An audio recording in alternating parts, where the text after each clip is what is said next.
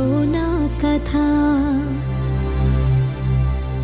అంతేనేమో అంతేనేమో అంతులేని వేదనేమో ఆడపిల్లను కదా. మళ్ళీ తిరిగి అడుగేసేది వచ్చిపోయే చుట్టూలానే.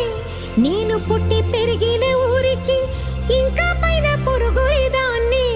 కట్టదాటి గంగ నేడు కంట పొంగెనే.